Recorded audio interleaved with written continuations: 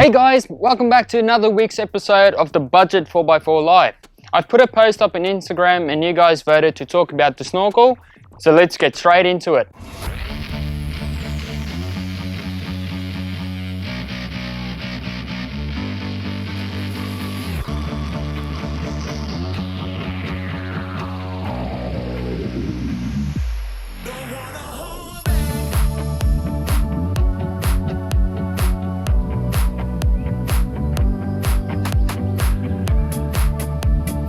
Alright guys, so the first thing you want to do after you've removed all the mudguards underneath is to take this panel off where you're going to mount your snorkel.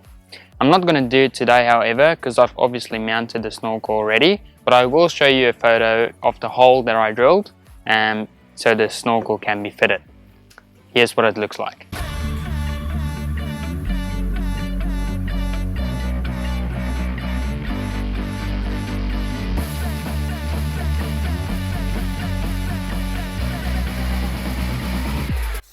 Alright, so after you connected the snorkel to the panel, you may want to run some pipes through to the engine bay.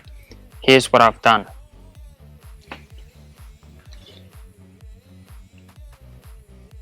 Okay, so I used a 4-inch connector pipe, so the snorkel is a 4-inch and then it's clamped onto a 3-inch flex pipe that goes into the engine bay. You'll need to cut a hole if you have a Pajero IO, just so the pipe can flex into the engine bay. Okay, so it comes into the engine bay over there and then it connects onto a 3-inch adapter plate that goes into the airbox. Here's what it looks like on the inside. Alright, so you may ask, how did I block off the water box on that side? So yep, let's just quickly remove this one. So what I've used is a rubber from Clark Rubber. It's a perfect size, it just fits right in there, nice and tight. And there you go, Bob's your uncle. An airtight water box. Perfect. If you guys are wondering what products I used, I'll drop them in the description so you know where to find them and how much it costs.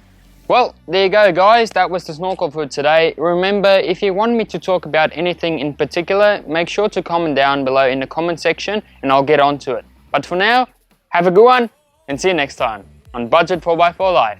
See ya.